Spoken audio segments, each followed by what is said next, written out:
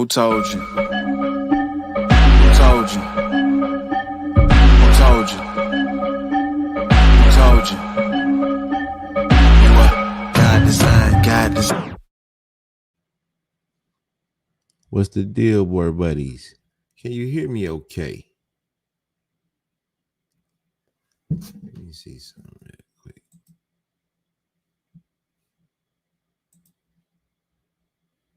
What's going on, y'all? We back again. We live again because last time the volume wasn't working the right way. So I don't know what's going on, but I'm going to give it to y'all again. I'm going to run it back. I'm going to run it right back. Let me make sure that it's coming in loud and clear before we even get started. Y'all know what's going on. I'm your host, Jordan Pittman. Let me make sure that it's coming in loud and clear before we even get started. Okay, yeah, we going good. So, like I was saying, yeah, sorry about that, y'all. We gonna run it back though. But what we were saying, in the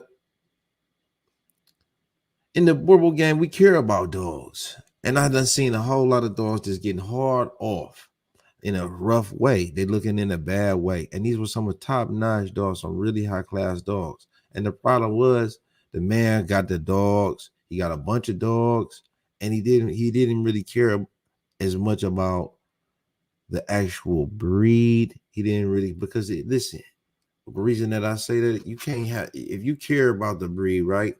If you really love the dogs, you ain't gonna mistreat them like that. And I'm talking about dogs coming out of there with looking at some real sad situations. And I wanted to bring it up as a point because I feel that, it's my responsibility as a breeding enthusiast. I was following this program for some time, for some years, and I've seen it all collapse. And it's tragic. It really is a tragedy, but we're not here to call people out. We're not here to bash nobody. It's not about that. That's not what we're here to do. The reason that we having this episode today is to inform you, to give you some news, some tools. Always we're trying to empower you with knowledge and information. The way that you start out with the dogs, the best way, you got to think about it like this. You got to have a plan, right? You got to have a plan. You don't need a whole bunch of dogs. You start off with one, or you start off with maybe two females, distinct strands. You got to be very careful in your selection. You want to get some dogs that have these virtues, these qualities. You want to get very familiar. You want to develop an eye.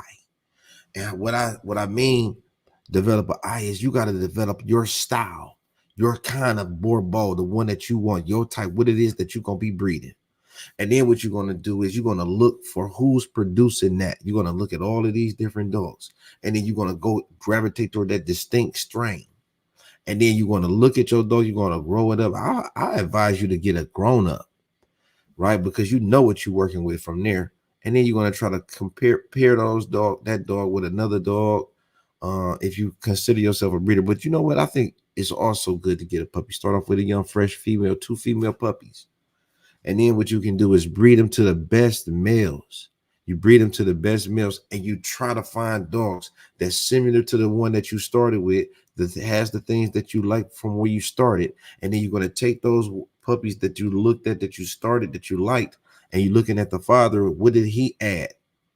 What did he have? And that's how you build a bloodline. That's how you build your family of dogs. You don't have to go out and buy a whole bunch of dogs. That's a recipe for failure. That's how you're going to fall. That's how you're going to fall. That's how you're going to collapse in the Boerboel breed, because guess what? All of these dogs really is related and they're the same, but they're different strains. And you got to, what happens is each family throws their thing, right? Each family throws what they are made of. Each family throws their thing. So you're going to get intimate. You're going to find out. You're going to get very close to your line, to your 1 or 2 dogs. You don't have to have no 5, 6, 7, 18 dogs, no 15 dogs, no 5. You don't have to have no whole bunch of dogs. You got to start off small.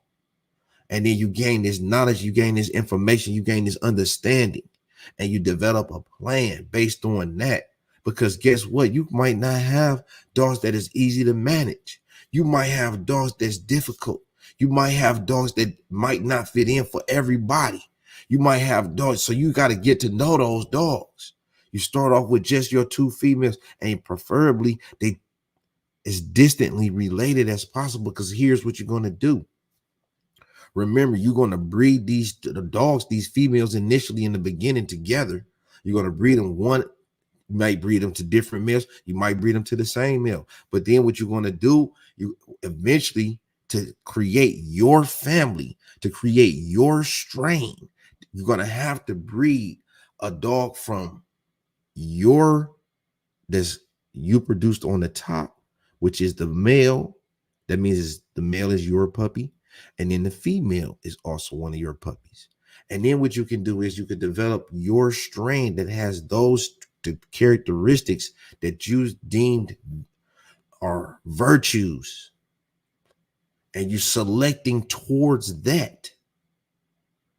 And then you put dogs in certain places and situations where they can thrive and develop, and then you can watch them develop under these different situations, because everybody's lifestyle is not going to be like yours.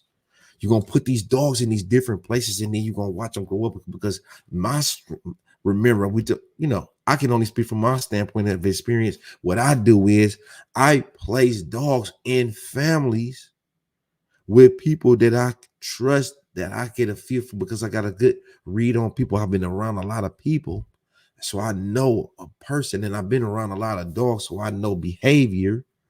And so what I do is I put the dog with someone that I could trust, and I hope that if they can't do nothing else but care for the dog and show the dog the love and give the dog what it needs and the respect that it deserves. That's the key for me. Is you're going to give the dog the respect that it deserves on a day-to-day basis, the attention. You're going to give it its resources. Are you going to meet its resources needs? See, this is the other thing that you don't want to get a whole bunch of dogs, because you don't know if it's really for you. Don't even know if you really cut for this. You got to be cut from a different cloth for this to really get through this, because you're going to be tested with these dogs. You're going to put it. You might not be ready. You might not be ready. You might not be built for this, because it's going to take you through some tough times. That's for sure. You're going to have to really get up and get to it. And that's why you see me with no hesitation. I can do it. Because I'm built for this dog thing. I'm with this Boerboels. It's just we one and the same. We ready to go. My dogs is ready right now. So like I said, you got to develop your own taste. What is your flavors that you like? What is it? How does it taste to you? What is it? What does it feel like? What is it? What is your way? What is your dog? What is your dog? What does he look like? What does he look like? How does he act? How does he behave in these unfamiliar situations? In these familiar situations, when the people come to the door, and then you be able to say, well, yeah, when I leave, when I step off, my dogs is here, they're ready, they're good.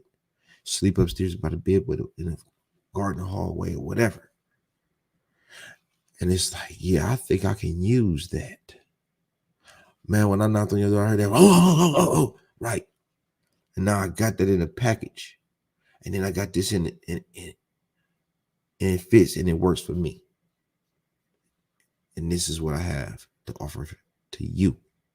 And you can watch Tiny Tim grow up from day one all the way on up. And you can see all of these different things, the way that I'm invested into the dog, the way that I'm putting into the dog. And I don't need no whole bunch of dogs, because I'm not trying to get $1 million off the dogs, because I'm realistic and logical.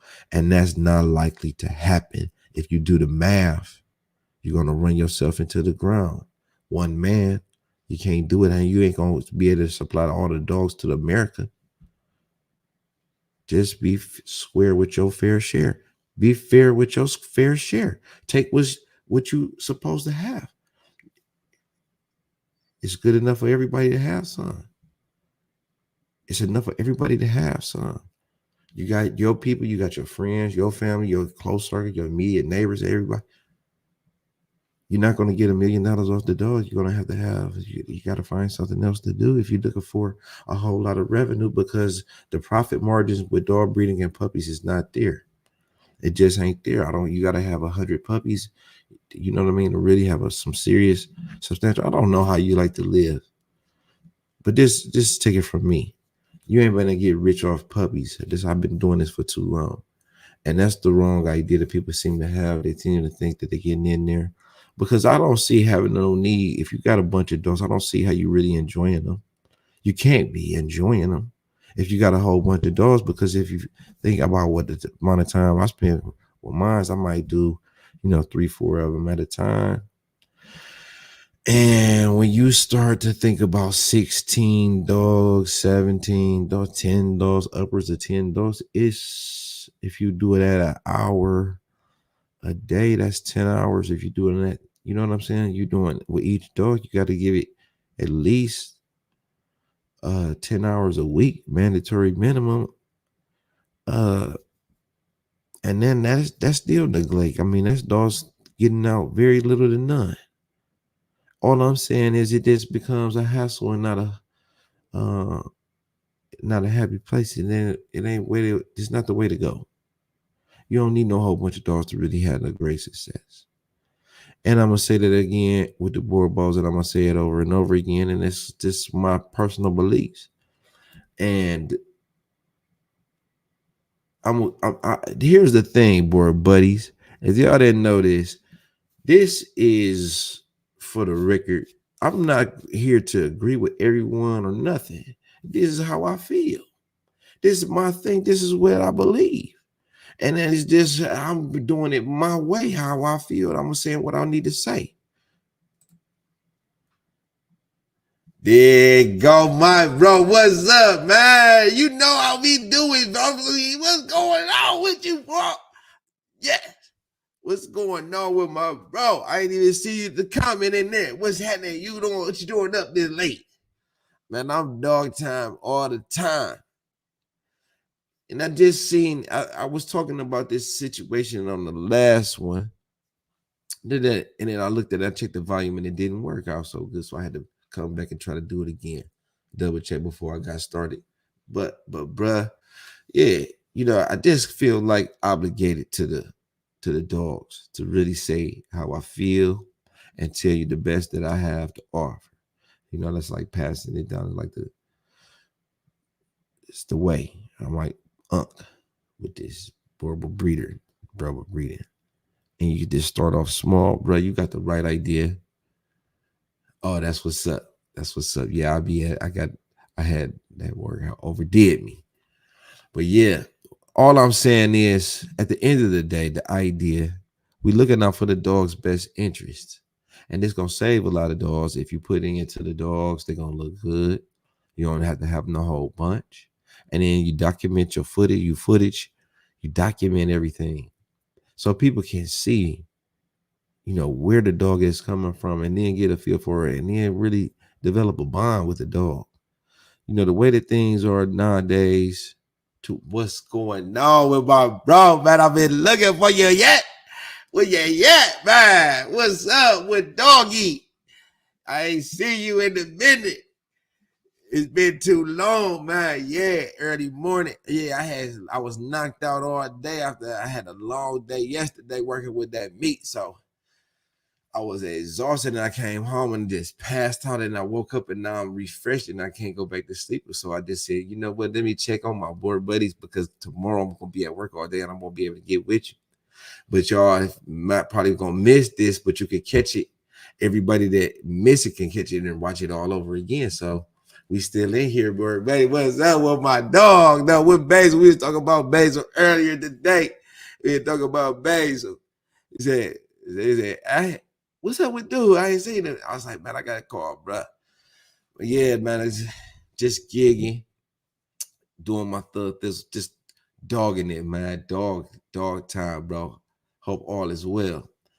But just getting to the point, just keeping it on point with what I was saying though. You invest in your dog daily, you invest in, you make them the best that you could possibly be. You put the best effort into it. You feed them the best food. You make sure that the dog's needs is met to the best of your ability. And you make them a part of the family, and then you let them have their way, they social. The dog for sure, dog. I would be around. The dogs, they social. They social. They need to be around other, dogs, people, that understand dogs and behave like a dog and treat the dog like a dog and give the dog the respect that the dog's supposed to have. Because if you're not doing that way, if you're not treating the dog like the dog, then guess what you're doing? You're mistreating it. The dog supposed to be treated like a dog. You got to give it what it needs. And in terms of social, you got to spend time with it. That's how dogs show love. It's not about a whole bunch of hugs and stuff.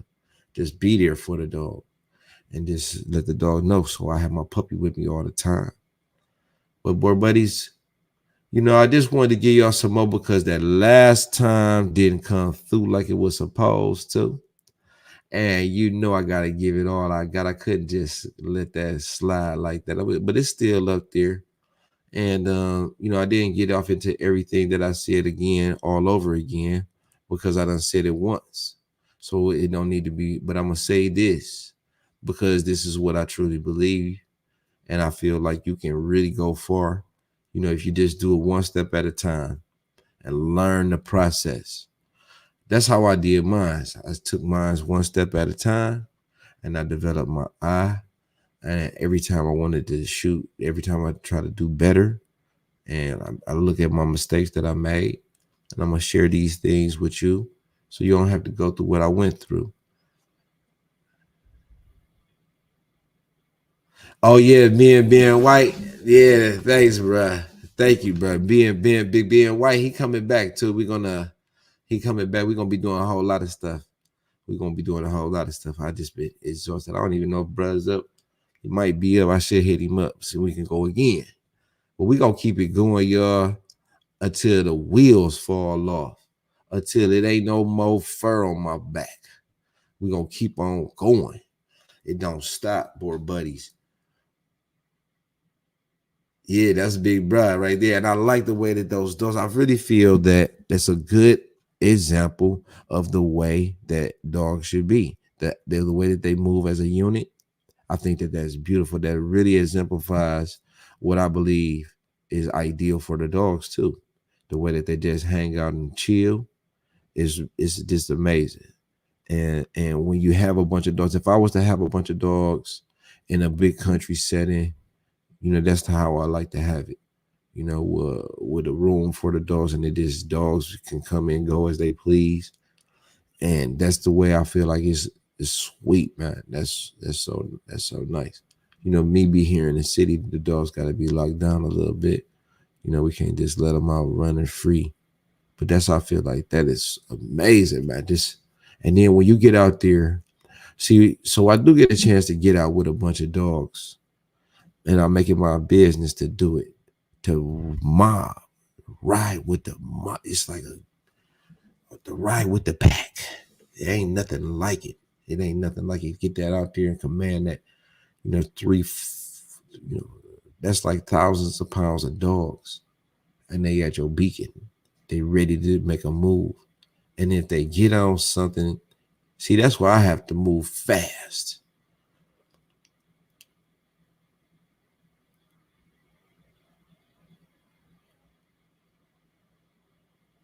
Yeah, you got to move fast, because if you don't move fast, I'm from South Africa and worked with Boerboels for the past 5 years. Yeah, over 70 Boerboels and 2. I am from South Africa for the past 5 years. And I ordered 70 Boerboels. So, bro, help us understand 70 Boerboels. Do you mean that you have 70 Boerboels at your house? And I don't see how that could be fun. But that's just me. And I'm not saying that you're wrong. And I'm not saying that it can't. Well, we would love to talk to you, Freddie, about 70 Boerboels. It's interesting. Boy, buddies, y'all have a great day. I'm going to catch up with y'all a little bit later, because guess what? I got to get up and I need to go to sleep, even if I'm not sleepy. But you know what I'm about to do? I'm about to lay down and count some doggy bones. Probably read me a good dog book. If nothing else, I think I am sleepy though. No rush, go on, move dumb. Back and forth, push and shove. Make your peace and love turn to peace and gloves. Now you got a deal run up.